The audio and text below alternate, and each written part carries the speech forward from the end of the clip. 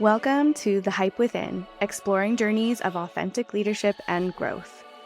On the show, tech leaders will share their stories of developing their leadership skills and challenges they faced along the way.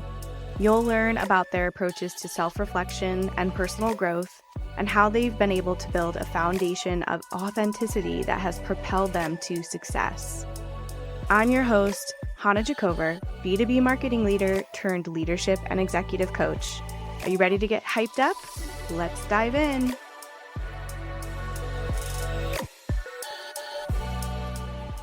Hey leaders, we are here today with one of my friends, Christina Mitine, and I'm so excited to have her on my podcast. She is a Women in Revenue member, and that is actually how we were able to connect. And I've been able to, or had the opportunity to interview her on that podcast, which is coming soon, by the way. So stay tuned.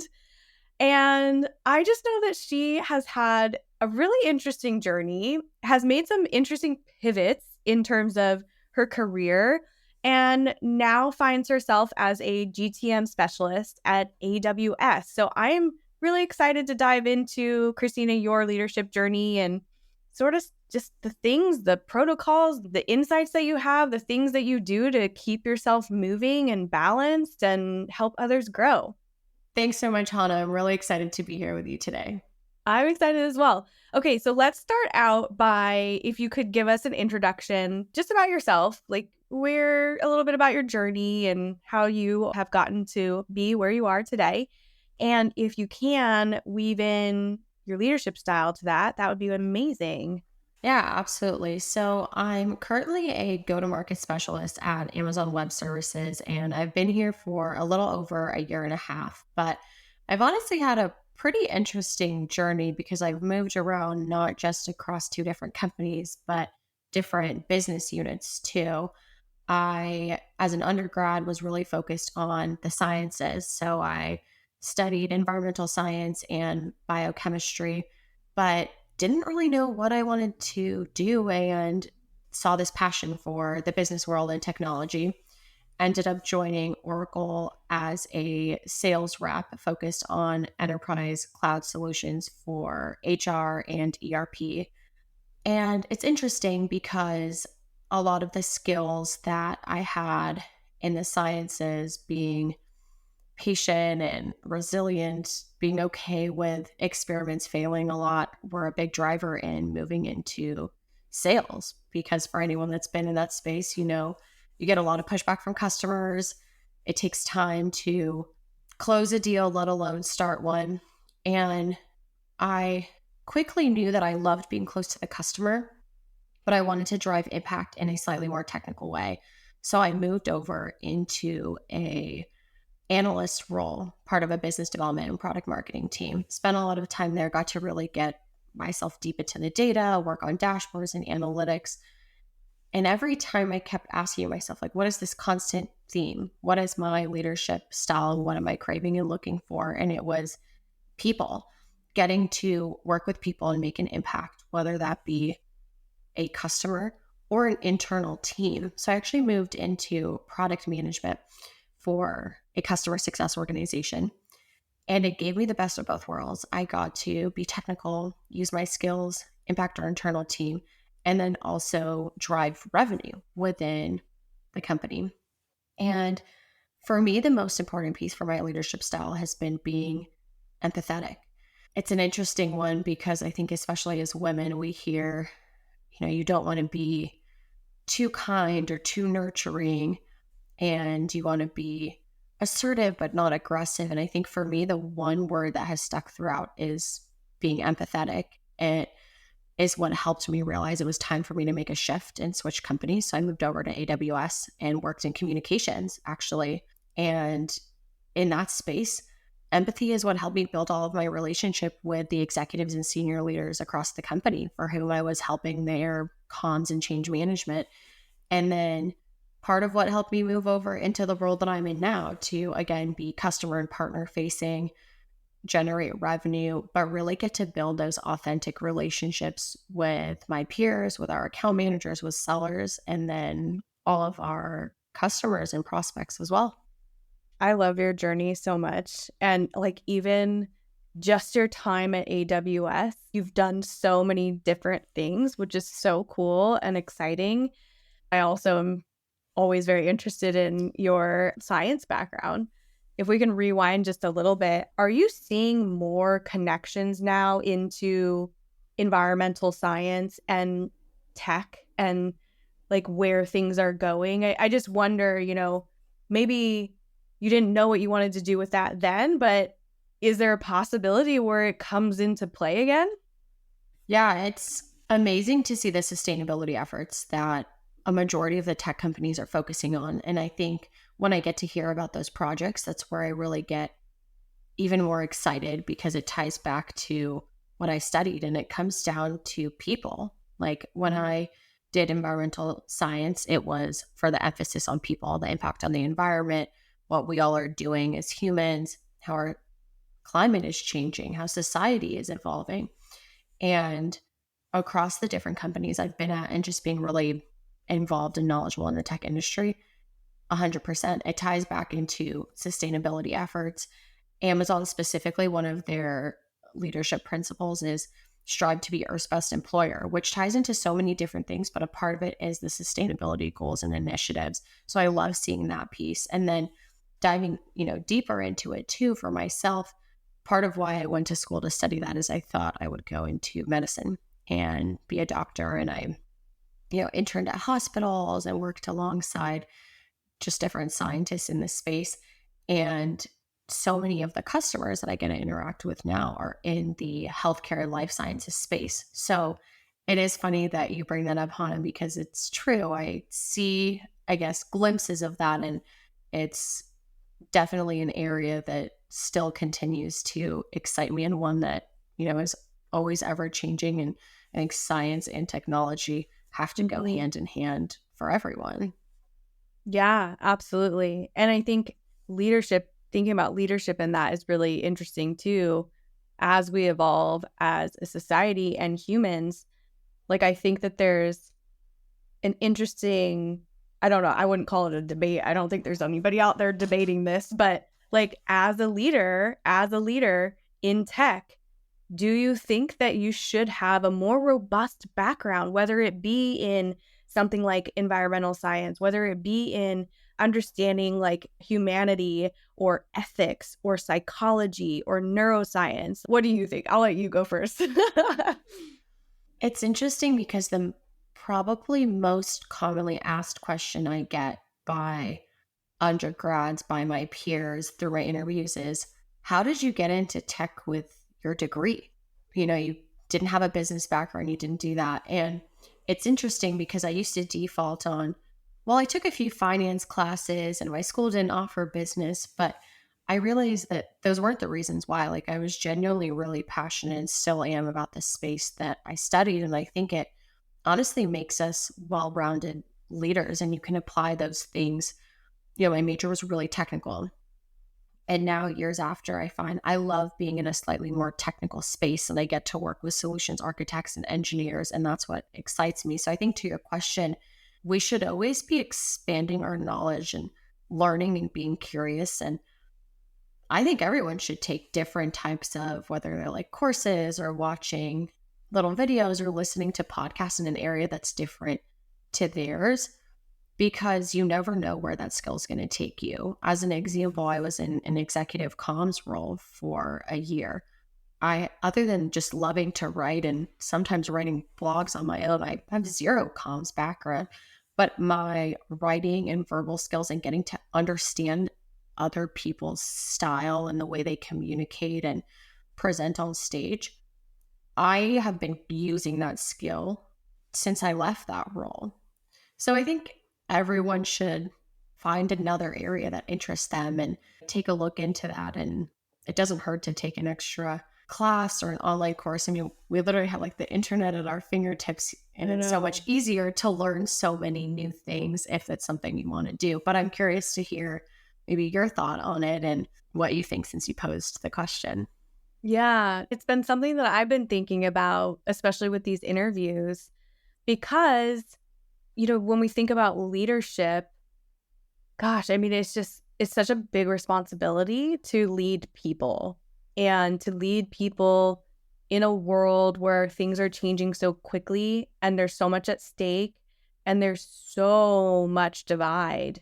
And the more I think about it, like, I don't think that we should have more requirements for roles or anything like that. Like, I just think there's already a lot out there. But maybe it is just the consideration of what those requirements have to be. I think that it would be beneficial for those people that are responsible for leading large groups of individuals to have more of a background on how those individuals operate and in what systems they operate in and how those systems are changing and why they're changing, right? Like the environment, the climate crisis, systems are changing because of that. And I think it's really important to understand things like that. So, not necessarily making it a requirement, but maybe just evaluating different variations of requirements and like what that could look like.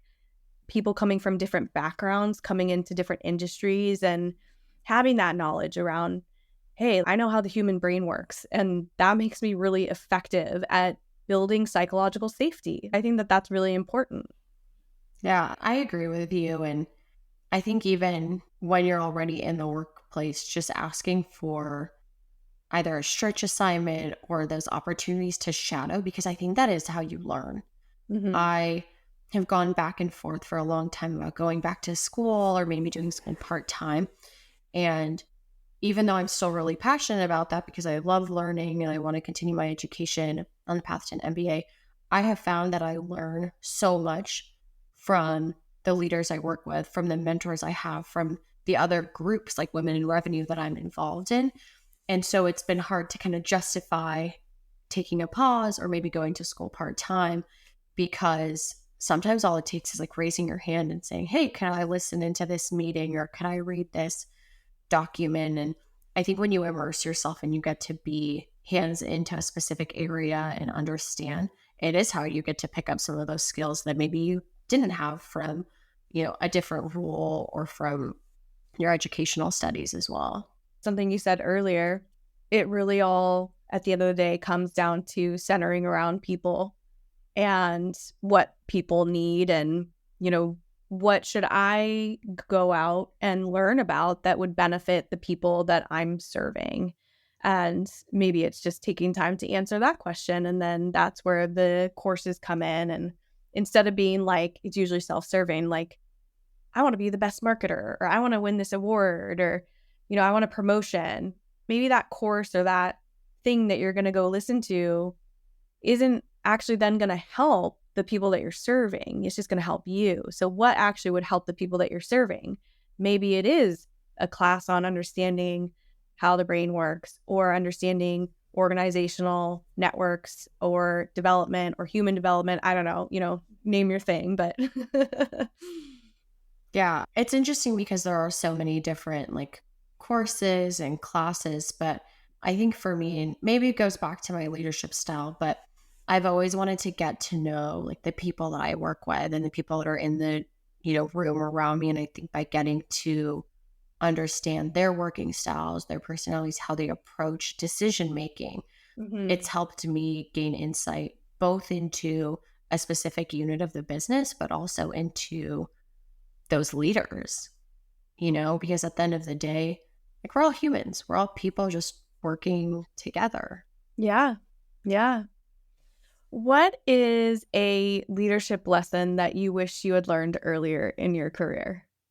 I think for me, I wish someone sooner would have told me that no matter how many mentors, sponsors, amazing managers I have, I know my work and my capabilities and my skills best.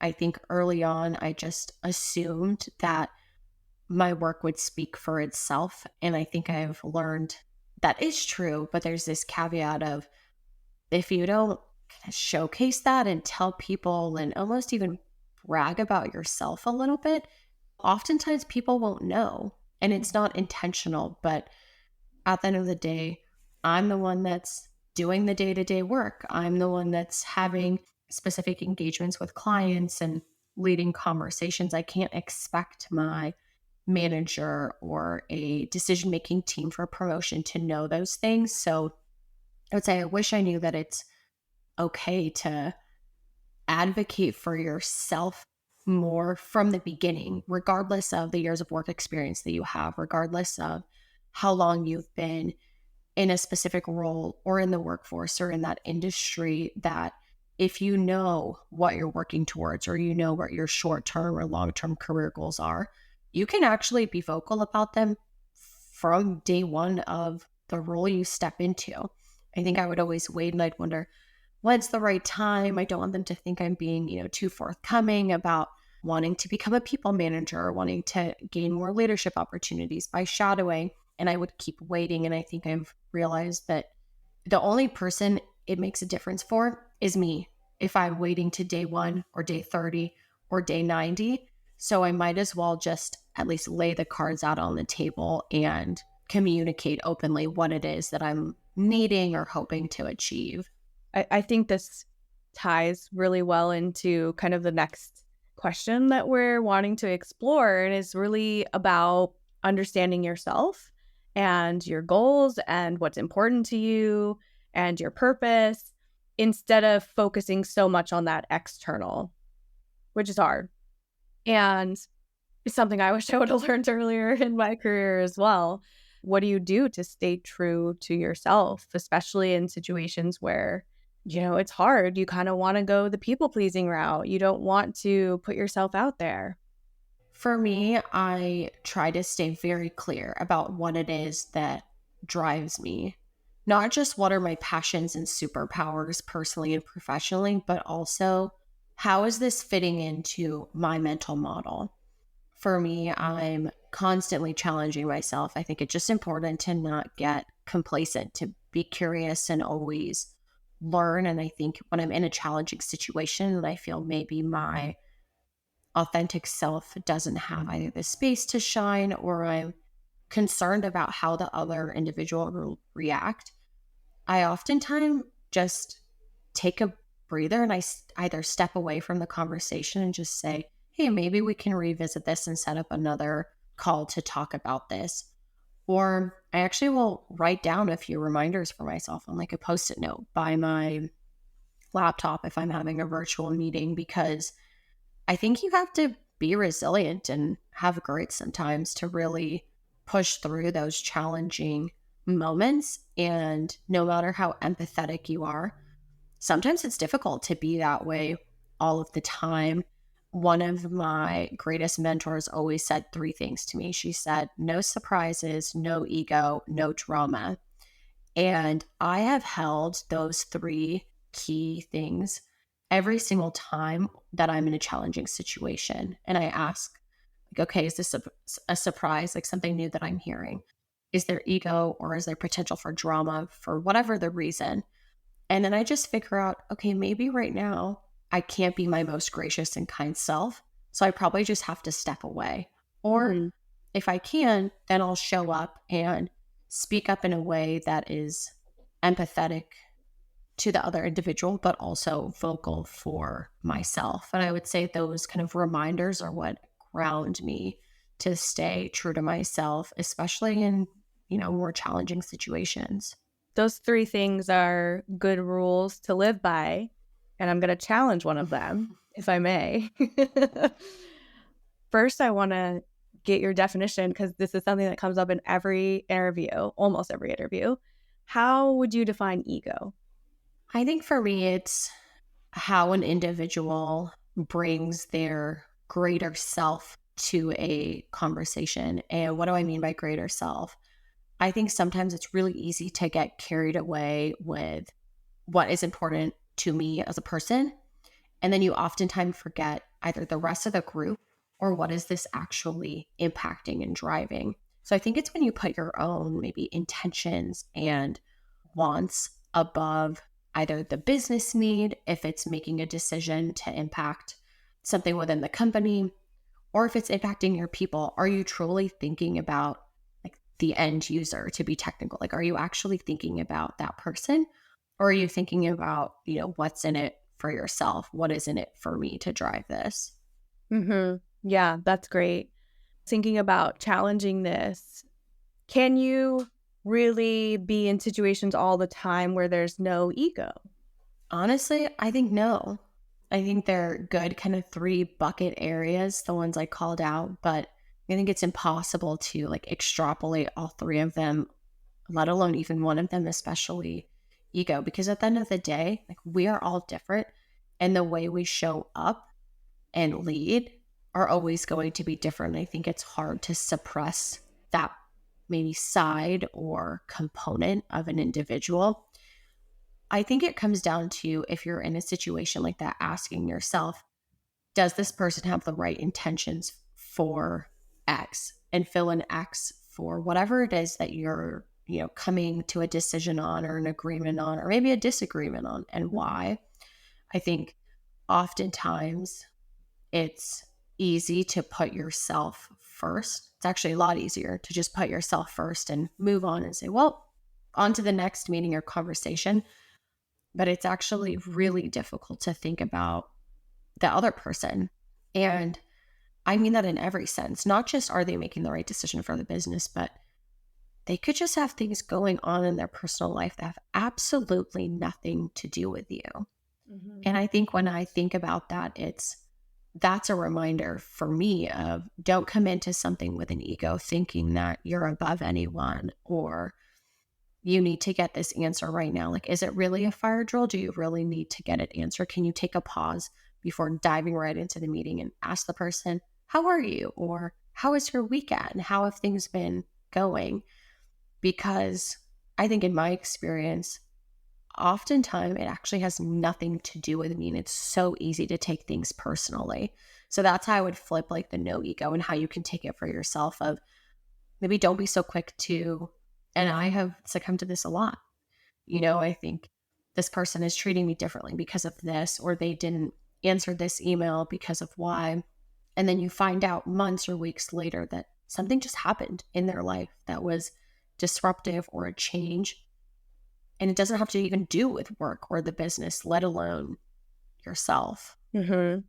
No, I think that's really great the way that you describe it, and it sounds like it's more of those gut checks for you of like, yeah, okay, it's not always possible to just remove ego from the room or the conversation, but let's just do a gut check on that for yourself, and then, looking around the room as well, you can do a gut check on that and those other 2 things too, which I think also requires a lot of reflection or the ability to reflect, right? And even just you being able to answer the question of what you think ego is, even just having an answer for that tells me that you've done some of that reflection. I'm just curious, when you practice that self reflection, what does that look like for you? And how does that play into your leadership journey?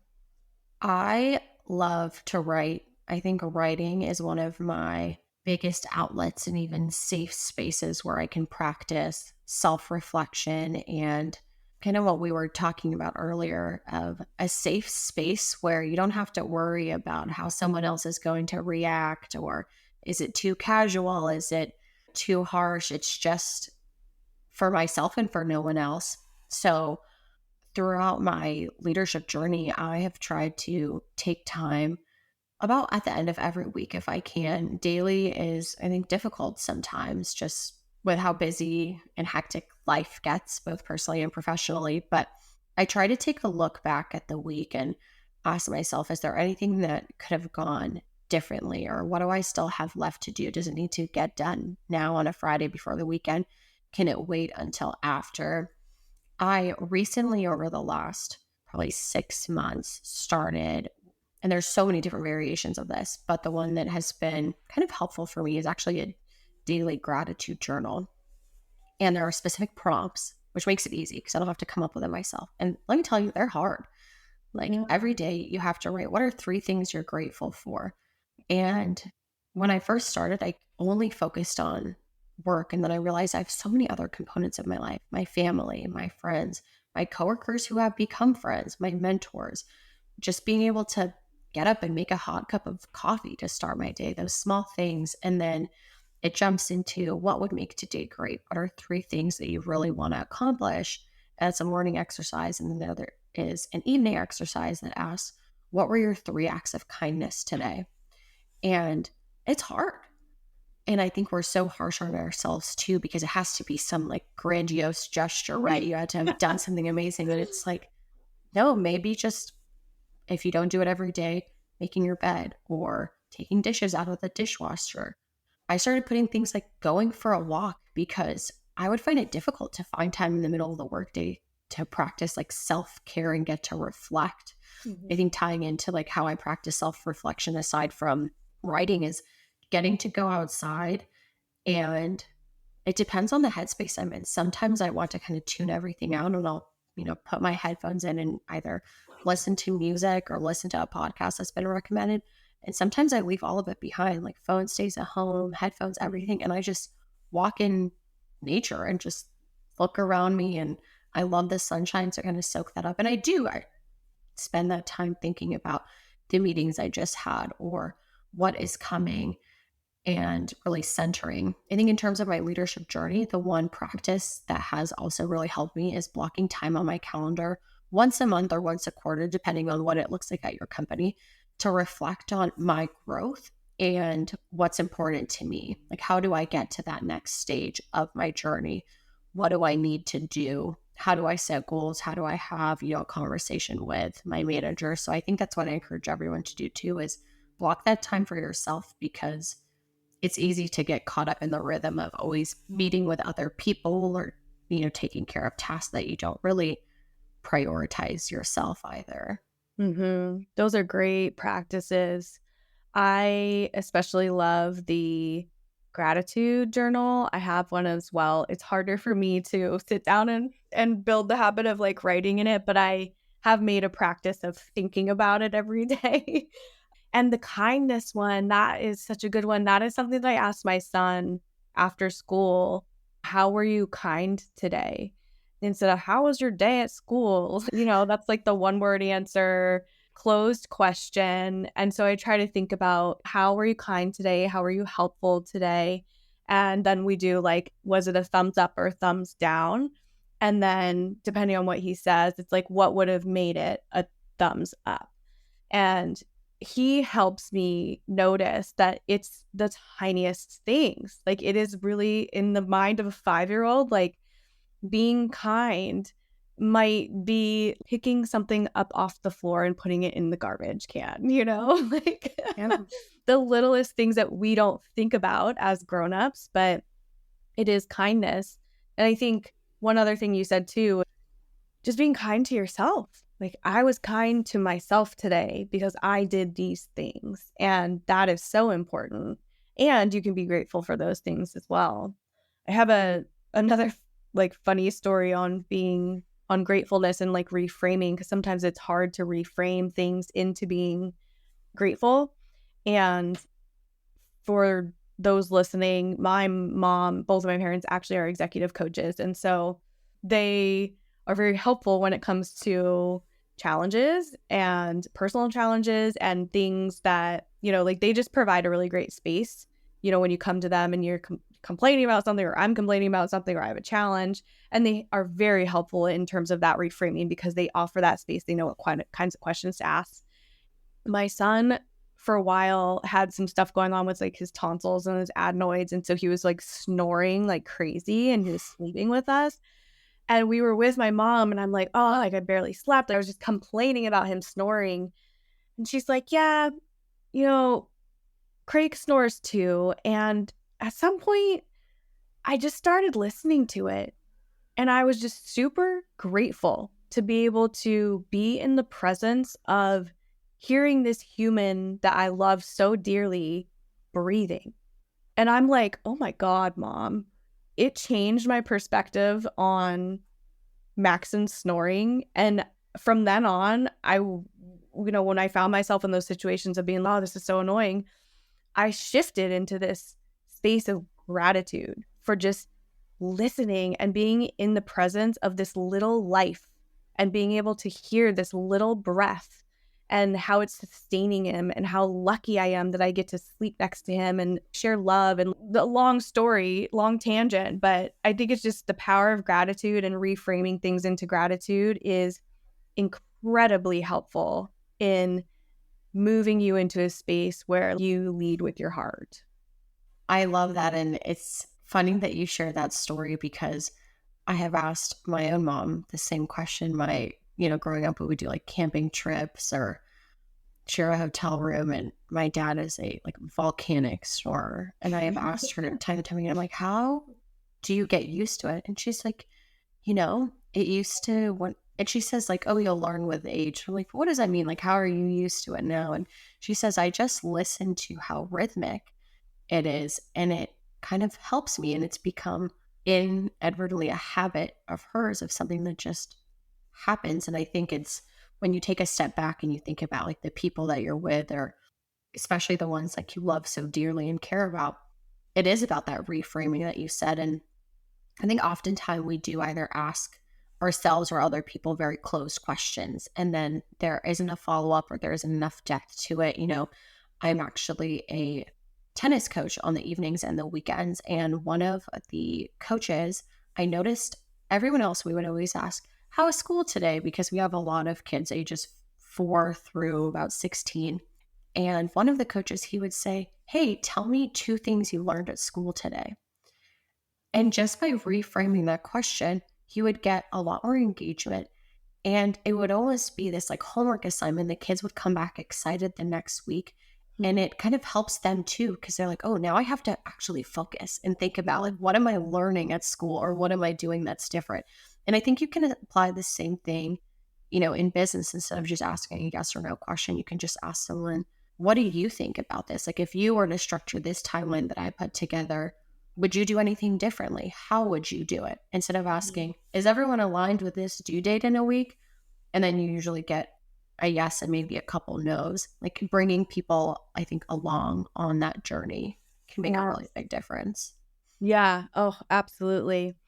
I love that so much. And I love how both of our moms have that, maybe it is with age because now I'm doing it and I'm like, wait a second. Okay, so thinking about motivation, because it's hard, all the things that we just talked about, reflection, standing in who you truly are, standing in that empathy, sometimes that could be hard. Practicing gratitude, reflecting, all of that. How do you stay motivated to continue to do all of those things, especially when it's hard, especially when we're in a challenging time? One of my favorite words, so one word, is hope. And I think that honestly is my answer, is having hope is what keeps me motivated.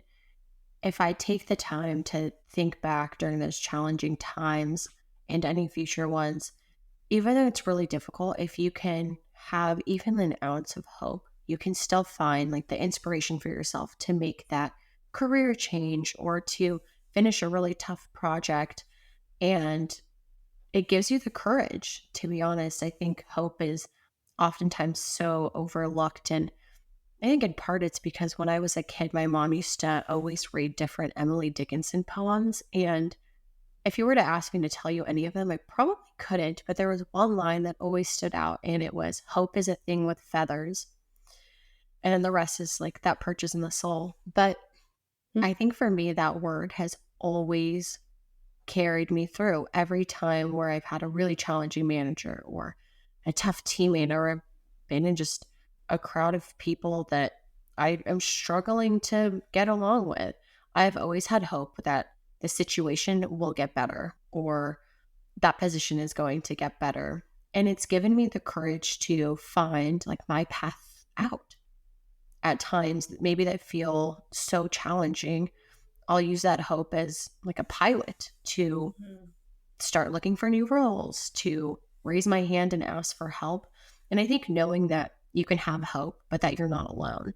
And there are probably a lot of other people struggling with you, whether it's for the same thing, whether it's for something entirely different. But I think finding that community where you feel comfortable to vocalize those challenges can really help you to stay motivated, or at least that's what has helped me a lot.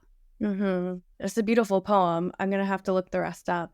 And a follow-up to that, hope is really interesting to me because are we taught to hope, to understand, like, how to hope, how to have hope? Or is it a skill that you learn to be hopeful, to learn how to be hopeful and optimistic? I don't know.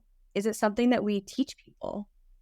I think it's challenging. I think it almost comes with time when you feel like maybe there isn't anything else, like you've expensed so many resources. And so to me, it's a feeling, Mm. which is probably the hardest thing to describe and actually give a concrete answer to because it's such a intangible thing. But I really think it's a feeling, like something that you have when folks say trust your gut and you're like, what does that mean? It oftentimes comes with some like physical feeling, like Mhm. somewhere in your stomach or your palms or fidgeting or just some type of outlet. And maybe you don't notice it right away. And maybe it takes someone else noticing it for you, or it has to keep happening for you to notice it. But I think for me, hope has always been a feeling, and one that just through different life experiences, not just in my career, but a lot of them personally, have kind of strengthened that as this anchor and this point for me to,